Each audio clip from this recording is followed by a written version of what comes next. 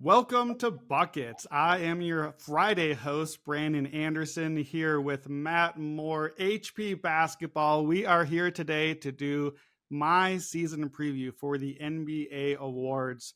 It's the whole show in 1 hour this year. Normally we do like 17 hours of podcasts in July and August. We're giving you everything from me, all of my awards slate in under an hour, or your money back, and hopefully your money back and then some also with how we choose some of these awards winners. So this is Buckets. I have getting all sorts of episodes from us previewing the season. We are under 2 weeks away now. Real basketball is coming. As always, make sure to get our award-winning app. You can track all of our picks on there, track mine and Matt's and all the other crew at Buckets. Be sure to like and follow, subscribe at our YouTube page, youtube.com/The Action Network. Here's the format for today. The format is I'm giving out all my awards picks. So Matt is here to run point on the episode and feed me the ball, Matt, because today I am Wilt Chamberlain. I'm hoping to put up 100 with these picks. I know that you have been recording like crazy on this Buckets feed, all sorts of stuff with these awards. So what other awards episodes do we already have out that people can listen to?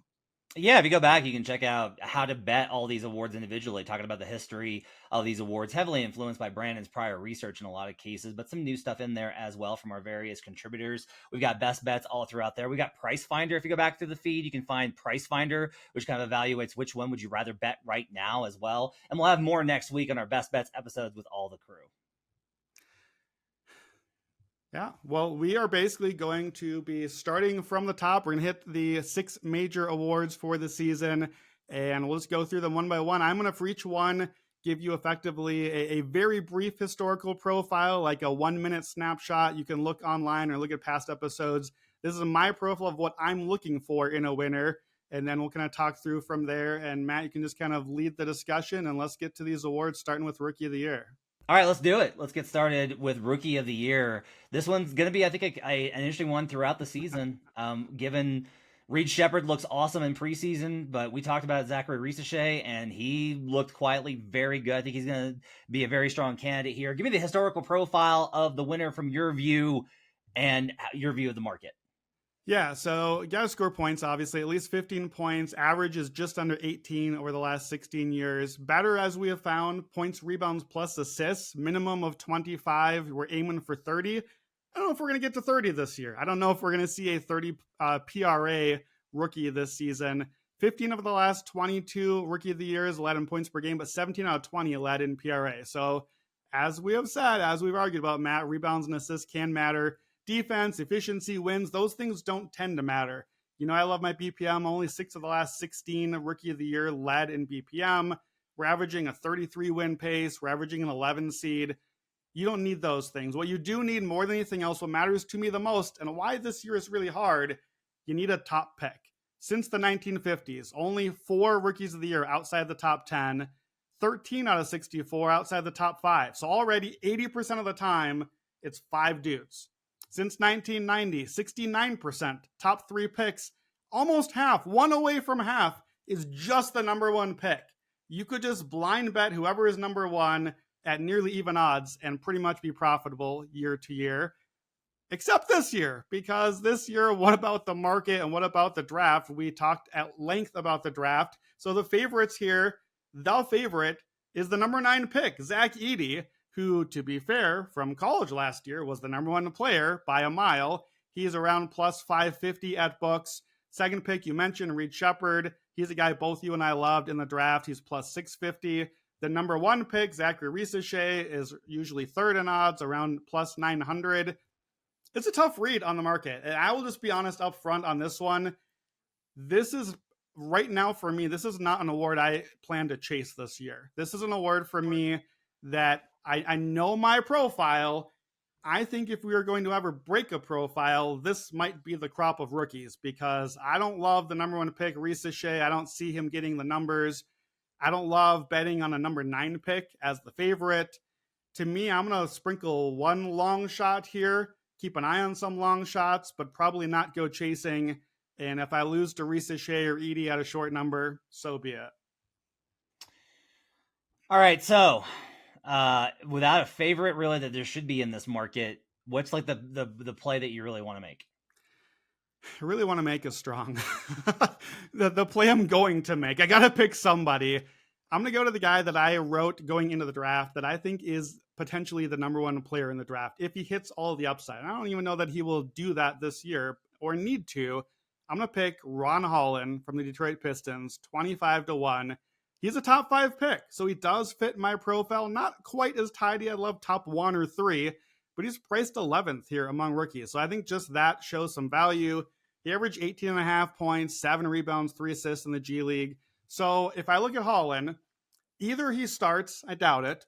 If he does start, you get Malik Beasley and Tobias Harris, the spacing there to give you a little bit more room to operate. We like Cade Cunningham. I think Fontecchio or someone starts there. If he doesn't start, now you're on the bench unit, and I think you're the hub. Sasser is not going to take a lot of shots. Asar Thompson, Paul Reed, these are not points per game guys. I don't think Detroit's going to be any good, but we don't have to have anyone be good. We just need some shots. And if you are the bench guy with Sasser, Asar, and Paul Reed, you're getting some shots up. So if I could just bet on points per game leader, rookie of the year, this is easily my pick. I think he's going to get a lot of shots up. I think if you squint, you might see a little Cade light about him, maybe, so that maybe kind of takes on a similar role in bench minutes or a game that Cade misses. So that helps with the rebounds, maybe some assists. Our guy, Fred Vinson, the shot doctor, is there. I don't know if Ron Holland can even shoot a free throw, let alone a three-pointer. So that's tough for Rookie of the Year. I don't love the efficiency. I don't love winning games. But in a bad class, 25-1, to me, someone this talented, that's just too long of a price. So Ron Holland is my very cautious Rookie of the Year pick. He looked really good the other night in preseason. I like the look of him, which was impressive. You want to know why I kind of got spooked off this one? We liked him early. It's just the Ignite thing. The Ignite thing continues to just kind of peek around my head and be like, and it's like, is that really a thing? We have such a small sample, but I'm also like, but the results have been so bad. The results have been so bad on the Ignite guys, so that makes me a little bit nervous. Yeah, I can't even really answer for that. Like we/me especially, I got burned badly on Scoot Henderson last year. That did not go well for me. I think you were in on Jalen Green as a G League or as Ignite guy. Like it has not gone well for us. We thankfully don't have to worry about it future years because the Ignite experiment is over now. But it's a fair criticism. I certainly wouldn't be betting on Holland at like 10-1 or shorter than that. It's a long shot best bet for me. You know how I do.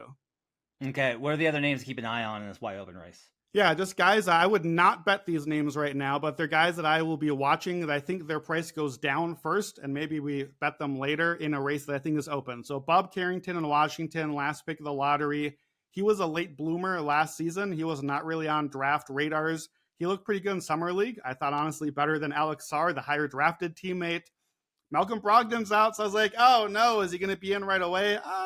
I think Kispert and Poole probably start at guard, but Washington tanks late. Maybe Carrington gets a little bit of a push. So that's a name I would not bet now, but maybe later. Matas Bazulis, the Chicago guy, local here. Everyone's going to like him. 14-7-2, another Ignite guy. You know we love our Ignite guys. I think he's going to have a pretty good bench roll right away. I can't bet him right now because usage in his way is Zach LaVine, Nikola Vucevic, Kobe White, Josh Giddey. Those dudes are all going to be touching the ball and doing stuff. Later on, maybe not. Maybe Zach gets traded. Maybe Vooch is hurt. Maybe they're tanking. I think Chicago would love to hang its hat on literally anything. And if they can't win games and they're tanking, maybe they make a push for Rookie of the Year late. Last name, just because he's a Laker, honestly. Dalton Connect. They need some shooting and spacing. He makes sense on the team. If we don't have a good Rookie of the Year and you're like kind of a flashy player-ish and make some shots on the Lakers, sure, why not? So those will be three names that I'm just kind of keeping an eye on for now. But don't bet them now. Maybe later in the price drops. Okay. Don't mind any of those. I think Bub's a very good option there as well for Washington. I think he'll get a lot of opportunity there. All right, let's move to Defensive Player of the Year. Hopefully one that you have a little bit more enthusiasm for. Give me the historical profile on this one. Yeah, we went with rookie first to get that one out of the way. We got to bet it, but Defensive Player of the Year is a little bit more exciting. So the profile, since 2008, every single Defensive Player of the Year has finished on a team top 5 in defensive rating, all but 3 of them top 3 in defensive rating. So 81% of the time, you need a top 3 defensive team. This is a team award that we're picking the best player from, most likely the big man from. 86% of the last 36 winners here are big men. So I want a big man that is the best defender on a top 3 defensive team. That's really the profile. We like repeat winners. 27 of the last 42 have gone to 10 dudes. So in the history of 4 decades of my lifetime, we've given 10 guys 2/3 of the defensive players of the year. We like to give them back-to-back. We got 9 back-to-back winners. Rudy Gobert, defending winner here. So we'll hear from him shortly. And the last thing, this carries over, Matt, when I do NFL Defensive Player of the Year too. We don't like to pay attention to defense, right? I think I'm giving voters some credit. I'm not saying they don't care, but offense is easier to calibrate. Defensive awards from the past are predictive. Voters want name brand. You almost have to earn your way onto a ballot one year and be in the running, and then you qualify after that. So here's how the data plays out. Only one Defensive Player of the Year this century had not made all defense previously. 10 of the last 16 were first team all defense last year. That's 5 guys that we're narrowed down to already. And especially now that the positions are gone, we just get to pick the 5 best defenders there. 82% are first team or second team all defense. And Defensive Player of the Year voting has been predictive. Every single winner this century has previously received votes. You do not come from out of nowhere to win this. 7 of the last 9 winners had finished top 2 Defensive Player of the Year. 19 out of 22 winners got at least 1 first place vote. You got to be good. We got to already know you're one of the best.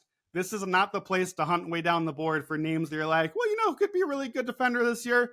That's really great. They're going to get into the mix and maybe win it next year. You got to be name brand right now. Okay. All right. Well, name brand. I don't know if there's anybody that's more name brand when it comes to defense than Victor Wembanyama.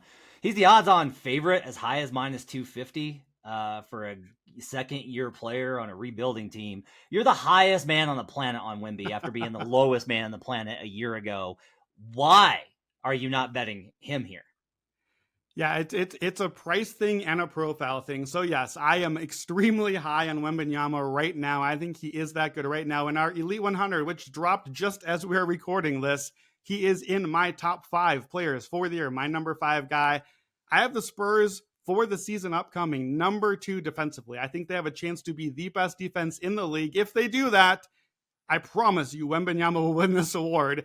I think he's going to win 8 to 10 of these awards. And I do not exaggerate by saying that. The all-time record is 4. I think he might double that in his career if he stays healthy. That said, -250, 71% implied is an insane number for a sophomore player. We don't have guys win this young. Kawhi Leonard is the only winner this century that's won before his 5th season in the NBA. We're talking 2nd season here. Before that, R.I.P. Dikembe Mutombo in 1995, 4th season. That's how long it had to been just to get someone in their first 4 years. This is 2nd-year player. We don't give defensive awards to guys this early, this soon, but we don't have Wemby either. So I don't know, if you gave me, Matt, Wemby versus the field, I honestly think that I might still take that bet. That's how high on him I am. That's how good his defense is. But we can't do that. We're still betting 65, 70% implied. Just the possibility of not hitting 65 games with his body type and injuries and the Spurs being careful, just that alone is why you cannot bet this number, because there are rules now. You can't be amazing defensively for 50 games. And we're like, you were pretty great. We'll give it to you anyway. You literally aren't eligible. You're not in the ballot. So I can't bet Wembanyama, even though he would clearly be my favorite. He's -450 to lead in blocks per game. That honestly, I think is probably still a good bet. That's the new Steph Curry threes bet. Just put those two together and make some money. If Wemby is this much of a favorite at this short of a number, and that number is wrong, that makes this market interesting, because that has to imply value on the rest of the field. Okay. All right. So if we're looking at the non-Wemby guys, what do those look like for you? So I'm going to build a position out of 3 guys. And honestly, it's really 2 of these guys mostly. So my first guy is Rudy Gobert. 17 to 1, Rudy Gobert. It's just not the right number for Rudy. You just can't make it 17 to 1 for the guy that has won 4 times already, that is the defending Defensive Player of the Year. We know we like to give the award to guys that have won. he is still the best, most impactful defender on what is still my number one defense. Coming off a deep playoff run, he's won games now. Now look, it's a little bit of a stinkiness from the Olympics. It didn't go super well for him.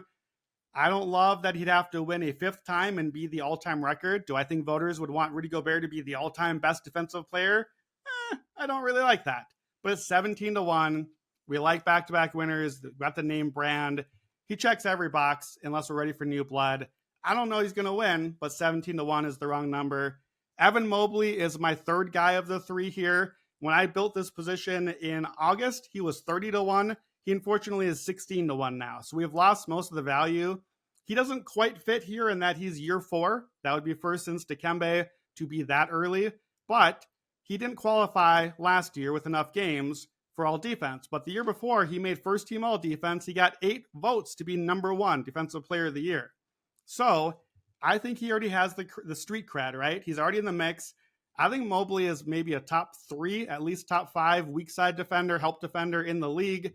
He's, I think, the best defender on what is my number 3 defense. So I don't think that he is necessarily a must add now at this shorter number compared to 30-1. But again, we're kind of fishing for some names here. If I have the best defender on a top 3 defense, that's my criteria. Got to add Mobley. And then my last one.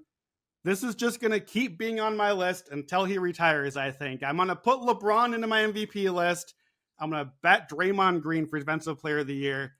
I am personally insulted that he is 150-1. What are we doing? Draymond Green is an 8-time All-Defensive Player of the Year. He didn't make it last year, but absolutely should have. If you watched basketball and watched what he did, I think he's almost as good as ever after he came back from the suspension. That's why he didn't make it, because the first third of the year counts, and he rubbed a lot of people the wrong way, and those people get to vote, and that's how this goes. So I get it. We're a year out now. There's some potential for narrative here. He's only won 1 Defensive Player of the Year. Shouldn't we have given him a second one of these awards by now? Shouldn't he be a multiple time winner? I could see that conversation like leading an ESPN conversation someday. I don't know if I can see the Warriors quite getting the top 5 defense. I do have them fringe. I have them number 8 in my list. I like Callie Anderson there. I like D'Anthony Melton. Hopefully we get some more Gary Payton second. It's a long shot, but it's definitely not 150-1 long shot. So that's my 3. If you play them all equally, you're basically getting a plus 725 on Draymond, Evan Mobley, Rudy Gobert. It is a, in case Wemby's not ready or doesn't qualify for it, sort of Defensive Player of the Year ticket. Okay, 1, why isn't Jaren Jackson in your position? Because I think he just sort of fell just outside of my ranks. Like I think I have the Grizzlies 4th for defensive player, or for defense rankings, and I believe that his odds, if I remember right, are somewhere in this mix. So he's just outside, and I do think with him too, there was some real backlash to the win the last time. Like he was my pick. I got that one, and I was happy that he won, but there was a lot of backlash to, well, he fouls too much. He doesn't stay on the court. He's not playing enough minutes. He was injured a bunch that year. I feel like there might be a little bit of backlash from voters to that, but I don't mind it. Like, why he's not in my position is because I can't give out like 6 guys here and build a big position when I think Wemby is going to win the award. So that's the real reason, but he'd probably be like the next 1 or 2 on my list.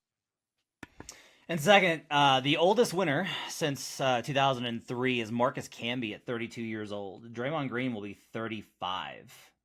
Your thoughts? Yeah, I mean, it's 150-1. It's a legacy pick. It's the same as I said with like the LeBron MVP. Like he's not going to win.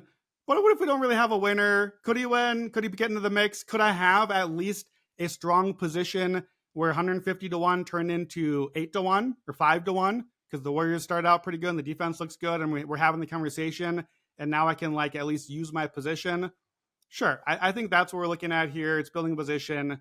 You're right. It doesn't fit from an age standpoint, but with LeBron, when I include him in MVP, it's because LeBron gets his own rules. We're going to do that with Wemby soon too. I think that Wemby might get his own rules.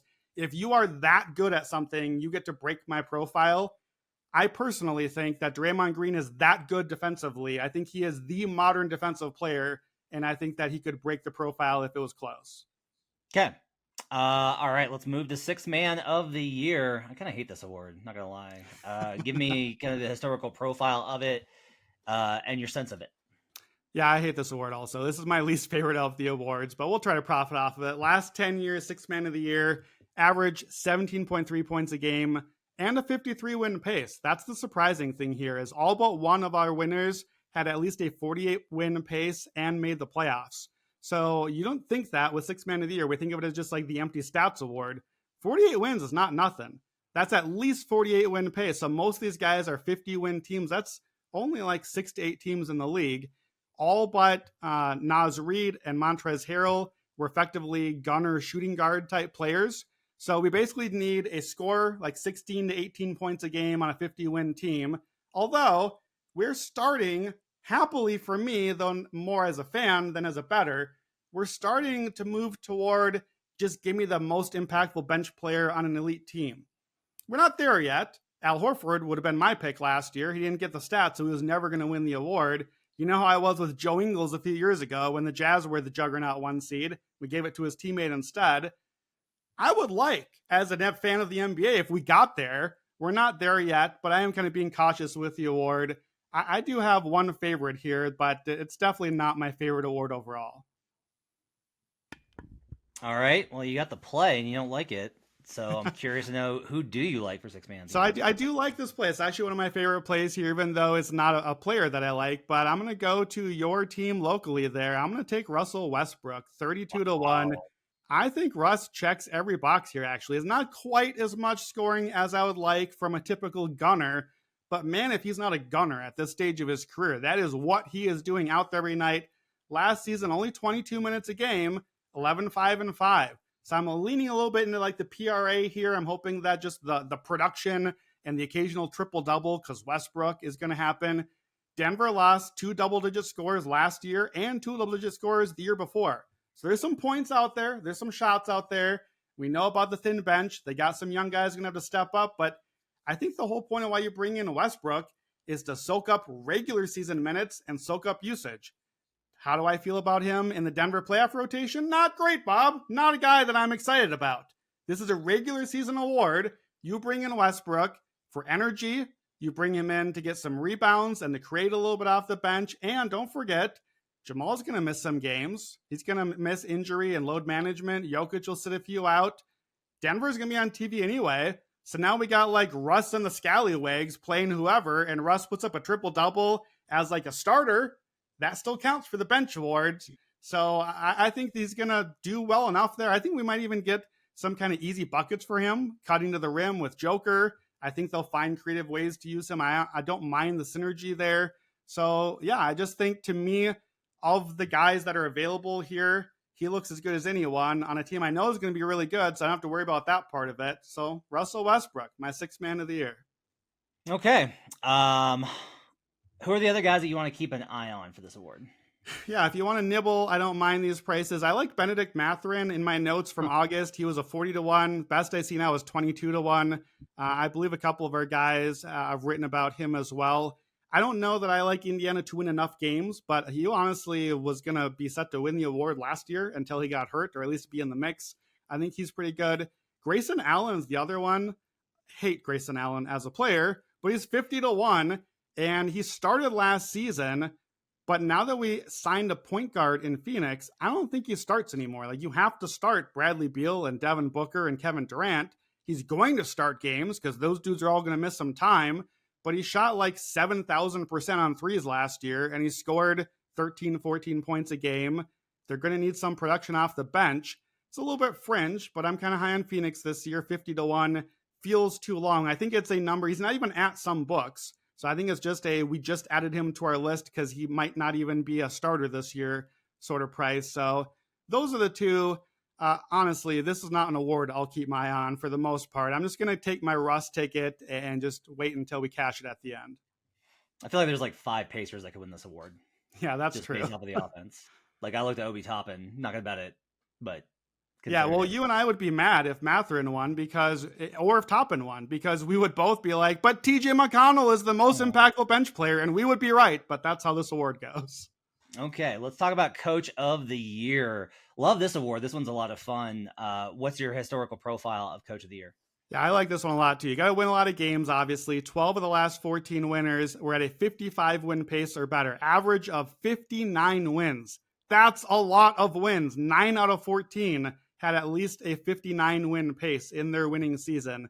That is this is not for a good, cute, great job on a nice season team. This is for a great team, usually. You got to improve. All the last 14 winners improved by an average of almost 12 wins in their season, by a median of 10 wins in their season. On average, you start around 46 and you get to around 59.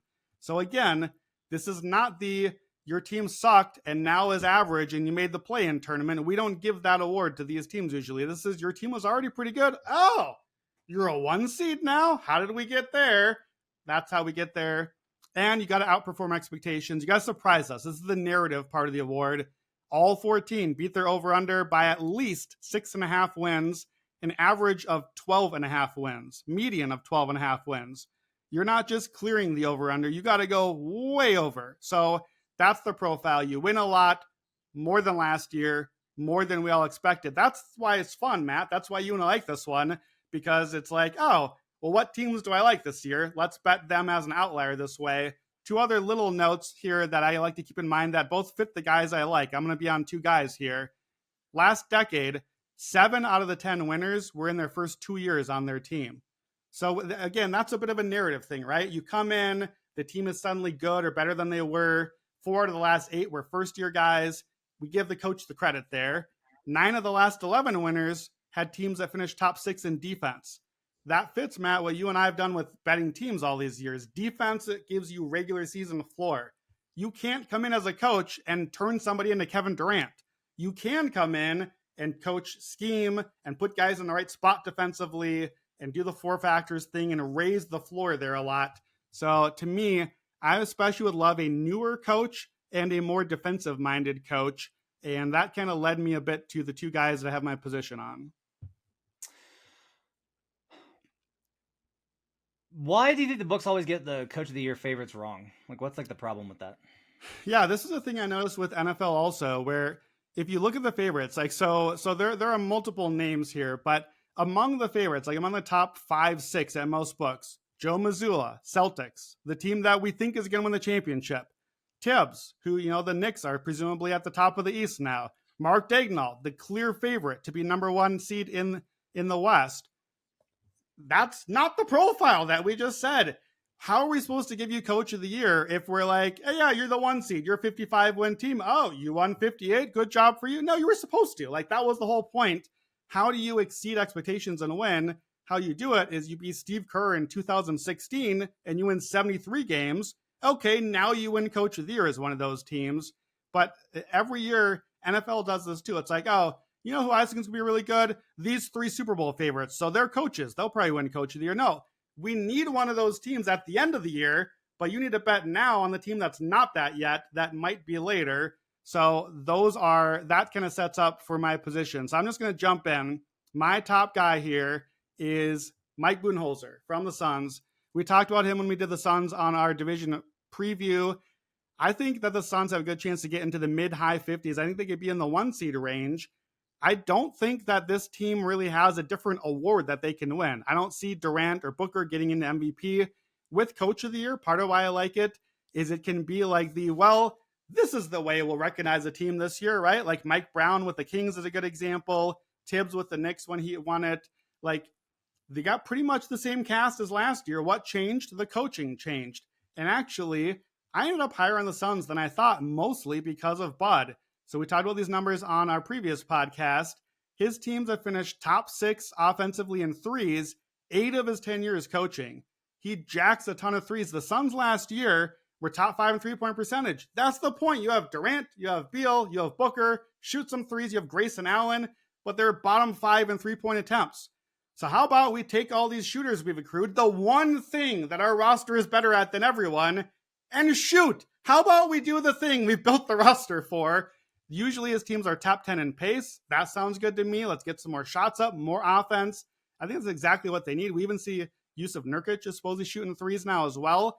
they're already number one in free throws. So if you fix the threes, if you cut the turnovers, another Bud specialty, I think there's number one upside potential offensively and defensively. Bud's been pretty good. Usually his teams are great to elite on that end. They don't foul.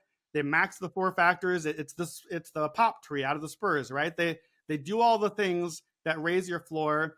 They rely heavily on 2-point percent defense, which should give me pause here because I don't really love that about this roster. But Phoenix was sixth in that stat last year. Nurkic was really good.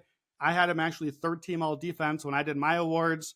So I think the defensive floor raises here. I think the offensive ceiling raises a lot here. Mike Budenholzer 25-1, I think, is a great way to bet on an outlier good Suns season. This was Jim Turvey's play, which I'm sure that he talked out with you. I'm sure you guys both, thick as thieves, worked this out. You guys are both in on this. I get it. I'm still concerned. You have to prove to me that the Suns are going to shoot threes. Like, if they come in and they are bombing threes that first week of the season, then yeah, I think there's a very good chance this gets home. Even the defensive side, I'm less concerned about. I think Nurk can play the drop. I think it's easy. I think that his scheme is easier for most players to kind of acclimate to. But you're going to have to show me that they'll actually shoot threes. Yeah, this is you bringing your layer of expertise and being in the locker rooms and saying, hey, that's really great that Bud's other teams did that. What are Kevin Durant and Devin Booker going to want to do? Are they just going to want to do the thing that you want them to do or that coach wants them to do? Or are they going to do what they want to do? And yeah, I don't have that perspective. You do. So I think it's a good balance here. Okay. Who else is on your position here? Yeah, my other guy, I'm just going with two guys here. I'm going to take Kenny Atkinson, Cleveland Cavaliers, new coach. So 2 first-year coaches. That's what I like here. So Kenny Atkinson, what I like here, elite defensive team. Not even necessarily has to be because of him, though honestly, he coached in Brooklyn 4 seasons. They went from 23rd up to 9th. They increased defensively each year there. So I think he's a pretty good defensive-minded coach. Defense gives you regular season floor. You can win a lot of games. I don't know about 1 seed potential because Boston exists, but top 2 seed potential. You can win a lot in the East. Again, unless you think Evan Mobley wins Defensive Player of the Year, I think this is how you would reward a great Cavs season. We love Donovan Mitchell. You're going to always nibble him for MVP, but it's never going to get home. He's going to maybe make a first team All NBA if it works. But we know that he can be really, really good, but not quite enough. Maybe he could win points per game leader or something. If the Cavs were really good and actually match all the metrics that they've had the last couple of years and win a bunch of games, I think this would be a good way to recognize them. And I know this part hurts a little bit, Matt, but I got to be honest, part of the bet here is me betting against JB Bickerstaff. I just have never loved him as a coach. And I just wonder if I don't even know what it is, but is there some low-hanging fruit? Are there just things that JB wasn't doing with this team? They moved on for a reason, to bring in a new voice. Is there some low-hanging fruit that they can just do somewhere? I don't even know what it is to elevate the team offensively, to move things defensively. Is there some more there? I think there could be. So Atkinson, 30-1 is the play. You play both together, Atkinson and Bud. It's an implied 7.1%. We're basically getting a plus 1,300 ticket. So we can add another name or two later. That's still a pretty good long shot ticket for us. But I think those are both teams that have a first-year coach. Love that. And I think that they're high floor teams with a top 3 upside. So yeah, I have a lot of bad luck in history with coaches. I tend to pick the guys that fit the profile and I'm right and they win a bunch and then they don't win anyways because other teams did that too. But Atkinson, Bud, that's my ticket for 2024. I'm in on Atkinson. That was my bet. So okay. I like him a lot. It'll be interesting to see. There'll be one surprise team. Part of it though is, it's well, look, if you bet the surprise guy now, you're going to get an insane number. But the whole point of him being a surprise is you just don't know. So just wait and be early on the surprise guy. Yeah, I mean, that's the fun of it, right? This is the award that you get to victory lap the most on. This and the next one. That's why I saved them for last. This is not betting on reality. This is betting on make-believe and hoping that our make-believe version is more right than your make-believe version. So that's why I like this one. I like betting on what I think is going to happen because I think I know what's going to happen. All right, most improved player. This one's another little bit maddening. It's either always done by the end of the first month, or it's completely wide open and no one knows who's going to win. What's the profile of a most improved player? Yeah, this obviously, other than MVP, this is my favorite before the season to really dig into the profile and get ready for. And I think books are starting to catch up a little bit to the more likely favorites, but here's their profile. The numbers, of course, matter, especially points. Every most improved player of the last decade improved in points and rebounds and assists, with the exception of John Morant by just 1 assist per game. Typical stats, you're going from like 15 and a half points to 22 and a half points per game. 9 of the last 10 got to at least 20. Last 5 years, they've all been at least 24 points. So we're looking like even higher up the list of stars here. Your rebounds and assists, mostly I think, are going up as a product of playing a little bit more. So you want the points here. You want someone young, but not too young. 7 of the last 10 winners were either in their 3rd or 4th season in the NBA. Average age, 22 to 25. That's all but one of the last decade. Average age of 24. And then the thing we've talked about, now I think there's a little bit of nuance here. We want you to jump into all-star range. No previous All-Stars over the last decade. I think waiting till the break is too late for value because we know by then. But this is not your Kobe Whites of the world, your Jeremy Grants, your Miles Bridges, the usage leap guy. We always get 1 or 2 of those the first month that buys a little value here, where it's like, oh, well, this guy's just getting all the numbers. Yeah, but is he an All-NBA, All-Star type guy? I don't think so. And that's the catch here. Not just All-Star. We got 24 All-Stars. That's a top 25-ish type player. Top 30, 35 really because the injuries. I think it's higher than that. I think it's more like top 10 to 20. 4 of our last 10 winners here made All-NBA. That's a top 15 player. 3 more were in the next 5 out, top 20 player. All but one of them would have been like 5th team All-NBA or better. So it's not just an All-Star. You've got to be like a surefire All-Star, a guy that we think about All-NBA.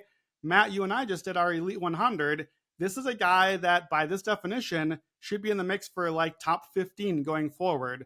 So you got to have a guy that is a really, really good superstar player. And the last thing is that winning matters too. 8 of the last 10 made the playoffs, so that narrows the field too. It doesn't matter if you put up a bunch of numbers on a team nobody cares about. Sorry to Jordan Poole. So that didn't work out well last year. He was in my ticket.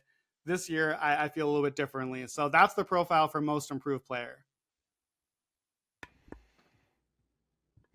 Okay, so Wembanyama is the favorite for DPOY and most improved.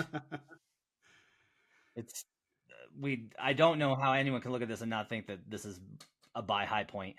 But can Victor actually win this? Can Wembanyama win this award this season? So he would have to break pretty much my entire profile, right? He's too young. Only Monte Ellis and Gilbert Arenas have won as sophomores since the early 90s. We don't give this to sophomores. We put them in the odds every year. There's a bunch of sophomores in there. We don't give this award to sophomores. First team All-NBA? Sure, I can see that part. You can bet that 9-1. That looks tasty to me. I like that bet for Wembanyama. Do bet that one. He hasn't been an All-Star yet. This will be the last season we get to say that. So that part works here. Here's the problem. Last season, 21, 11, and 4, plus almost 4 blocks a game. You have to improve on that now. So in order to improve enough by like historically how this goes, you're probably looking at like 29 points, 15 rebounds, 6 assists. Guess what? If you do that, this is not the award you're in the mix for. There's the one with the MVP in it. That's the award you're in it. And the other problem, even I, as high as I am on Wemby and the Spurs, I don't know if they can win enough. Even me, the guy that's high on the Spurs, maybe 45 to 50 is like the high end outcome that I'm high on. So if you're not going to win enough and you're too young and your stats are already too good, like nothing about him fits the profile. That said, he would be top 5 in my picks to be most likely to win MVP or to most improved player, just because I think he could break the rules. I think voters could just be like, oh my God, he's the most improved at everything. He's going to be amazing. He's got next, but we can't give him MVP, but we got to give him a bunch of stuff. So let's just give him this award. Like, we see guys break the profile. I think he's a guy voters would break the profile for. I wouldn't be shocked if he won, even though he doesn't fit, but I can't bet him. I can't bet him as the favorite when he doesn't fit my profile at all. Okay. So if you can't bet Wembanyama, who do you like for this award? So this is my favorite one I'm giving out on this podcast. My favorite pick of the award circuit. My guy that has never been my guy until like the last 2 weeks. J-Dub, Jalen Williams, plus 2,200, Oklahoma City Thunder, most improved player. This is my guy. So year 3 for J-Dub. That fits right where I want it. 14 points a game as a rookie, up to 19 last year. So could he make another leap? 25 points a game? Can we get there? That's what we're looking at. I think he can. Here's the key stat that really caught my attention here. J-Dub last year, when Josh Giddey was on the court, had a 20.8% usage. When Josh Giddey was off the court, 28.5%. That is a 37% usage increase when Josh Giddey was not sharing the ball. Guess who's not sharing the ball this season? Josh Giddey. They got rid of him, and they added Alex Caruso and Isaiah Hartenstein, dudes that don't even need to touch the ball at all. They're just out there to defend and be glue guys. If you add Shea into the mix, well, what if Shea was on the court too? With Shea and J-Dub and Giddey, J-Dubs was at under 19% usage. When Giddey was off, that jumped over 25%. So I think we get a lot more of Jalen Williams this year offensively. He is, for his career, 40% on three-pointers. That's great. You know what's not great? And you brought up, when we talked about him on Elite 100, tweets of me complaining about this. He only took 3.5 threes per game last year. I think he's going to take more. I'm projecting more shots with the more usage. So if we double that and shoot still a similar percentage, we're already getting 4 or 5 more points a game that way. That's already building in the increase that we need to see. This guy ended up 22nd on my Elite 100 list, 22nd in the NBA. I could not believe that myself. He was my number 4 small forward, just ahead of Paul George. I think it's a pretty similar profile. PG won this award. This is an all-around player on a good team. He's a good defender. All the metrics check out. You can look at the BPM. You can check the EPM. EPM is actually higher on him than BPM. I think the leap that he could get offensively takes him above 5 in those metrics. And we need an all-star, right? Oklahoma City only has 1. Shai Gilgeous-Alexander is the only all-star. You can bet at one of the major books right now who to be an all-star. J-Dub is 5-1 to be an all-star. Now, the West is hard. I think there's like 10 locks in the West. So even a couple injuries, you only get maybe 3-4 spots there. Oklahoma City needs a second all-star. Matt, you and I really like Chet Holmgren, but he's not going to be second on the team in scoring. It's going to be J-Dub. So if you get to 20, 25 points a game, you're an all-around player on the 1 seed, you're getting that second all-star, you're getting attention. I think J-Dub is a slam dunk for this award. I love him here. You're giving me whiplash between Wembanyama and J-Dub. Like last year, you were like, this Wembanyama hype is out of control. Like, you think he's going to be that good? And now you're like, is he the best of all time? Maybe too early to say. But, and then J-Dub, you're like, everyone thinks J-Dub is good during a playoff series. And now you're like, might be the most improved player in the NBA. I get it. Just to be clear, because sometimes you exaggerate on my behalf. You're not exaggerating. Like, this is pretty effectively. You are encapsulating my position on J-Dub. Yeah. Yep, but look, I think it makes a lot of sense, right? The number here is nuts. It's just crazy at 22-1. Like, he's got so much room for potential, and he's going to have a lot more exposure this season because people will actually watch the Thunder and realize that they're good. Okay, so what are the other names for most improved player that you got your eye on? Yeah, so I love digging into this one. I probably look at like 50 names as I kind of pare down my list for the year. So even though I love J-Dub, I'm going to give you 3 other longer shots here. Probably these are like quarter unit bets because I like J-Dub so much. So my number 2 pick, personally, for best bet on the board is 100-1 bet, which is Alperen Şengün. I think, honestly, that he would have been my vote for most improved player a year ago. He jumped from 15 points a game to 21, 9, and 5. That means we're going to have to jump again, but I think he could do it. He's a year 4 guy, fits the type. Could we get from 21, 9, and 5 to 27, 10, and 6, like a Sabonis type year on a playoff team? I think if you like the Rockets this year, I think this is a great way to bet on an outlier good Rockets season. Şengün 100-1. I don't think he should be that long because I think he's already pretty good. But if nobody's noticed yet, then maybe that's where that goes. This was a late addition for me. Cade Cunningham is who I thought was going to be a most improved pick in like May and June when I started wrapping up the season. And I was like, no, the book's around to him. The number's too short. He's already scored a bunch. All right, I can't do it. Well, apparently, I don't know what happened. The odds on this board shifted all over the place. There's a book putting him, a major book, at 37-1 right now. And at 37-1, I'm going to bet Cade for Gilles Gallant and all the Pistons fans in our Slack. I will bet on Cade to improve. He's already at 22.5 points last year. That's the hard part. So to fit the formula, you got to get to like 28 or 30 a game.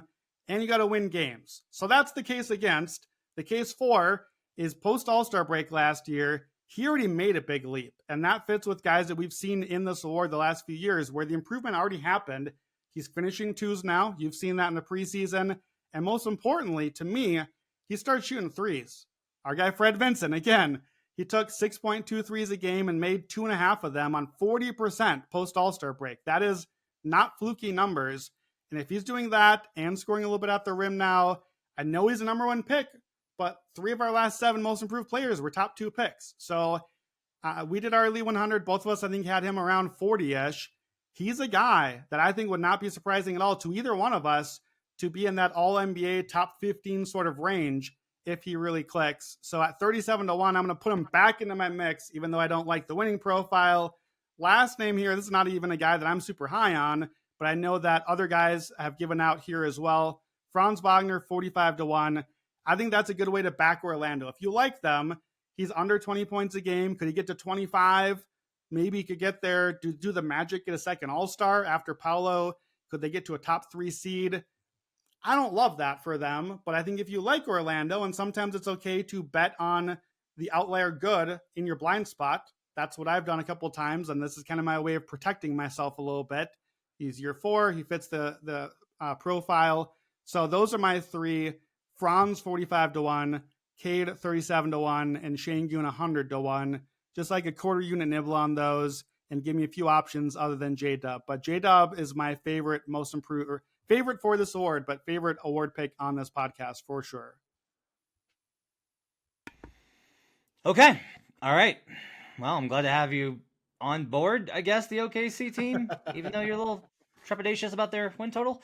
Okay, so let's move on to the big one, MVP. We did a whole episode on this on September 16th at Buckets. You can catch our whole discussion there. Brandon, you want to give the cliff notes on MVP? Yeah, so I'm just all in on one dude. It's another OKC guy. I'm going to take Shai Gilgeous-Alexander. He is now 5-1. We was 6-1 when we gave him on the pod. Here's what you want for MVP. You want a 25 points a game score on a top 3 seed. You want to play a lot. You need age 24 to 28, and you need an established star that's been in the mix for this before. Shai checks every single box for me. He's age 25. He's entering his prime. He's going to push 30 points a game. He's got a pretty good bill of health, so he's going to play. He's playing for the clear 1 seed favorite, and that's where this caught me off guard here. Matt, when we talked about the Thunder on their division podcast, I was down on the Thunder. I was down partly on J-Dub at the time. I'm obviously a little higher now. I was down on this team overall, and even with that, they were still my 1 seed. They were still at the top of the West. I was like, okay, if I downgrade them and they're still that good, this dude has to be in the mix here. He's an elite 2-way guy. He's a good defender, so the advanced metrics are going to be there. They already are. The defensive metrics are going to be great because of how many good players are surrounding him. I personally would make him like 35% to win. So I would put him something more like plus 200. So some years with MVP, we build a position. Some years you plant your flag. I'm planting my flag this year in SGA. And yes, because you might ask, I will bet J-Dub most improved and Shai MVP. I will bet both of them together. I like that because I think there's a great chance one of the 2 cashes with a good Oklahoma City season. I think there's a decent chance you could get both over the line. So I like him. He is my one and only MVP pick this year. I know he's on yours as well, but you like Luka as well, right? Yeah, for me, it's those 2. I just don't know in any way that Luka doesn't finish top 3 MVP. Like Jokic is, all right, the numbers dip a little bit with a worse team and the Nuggets underperform because they got worse, or Jokic rests a little bit more this year because they're going for the title. He's heading up there. He's going to be 30, all those types of things. So like, it wouldn't shock me if Jokic didn't finish top 3 despite 3 of the last 4 MVPs. Like, I just wouldn't be shocked at it at all. I would be shocked if Luka wasn't top 3, like barring injury. I don't understand how he doesn't finish top 3 for MVP. So Luka and Shai have to be in that conversation. Whoever winds up third, like, that's who I'll be adding bets on as the season goes along. Okay. So we went over kind of that. And I like that you got both OKC guys. Like, that's just like a really smart move. Yeah, I got my OKC hoodie on today. I've been to some OKC games. I love this team. I'm back in on the Thunder, man. I've come around. Those are my best bets, honestly, of the whole award circuit is Shai and J-Dub for MVP and most improved. I do like Russ. That'd be my third best bet. These are my picks for the awards circuit, and on these Friday episodes, I'm sure we'll be circling back to these and checking in often. I imagine you'll just be tortured trying to root for Russell Westbrook so you can win your 6th Man of the Year bet. It's going to be hard for you. All right, it's going to do it for Buckets. Thanks for joining us. My thanks to Tito Bonach and David Payne for producing this episode. Appreciate you guys being with us. We'll be back next week with more best bets from the rest of the crew. Thanks for joining us. We'll see you guys again next time. Till then, let's get buckets.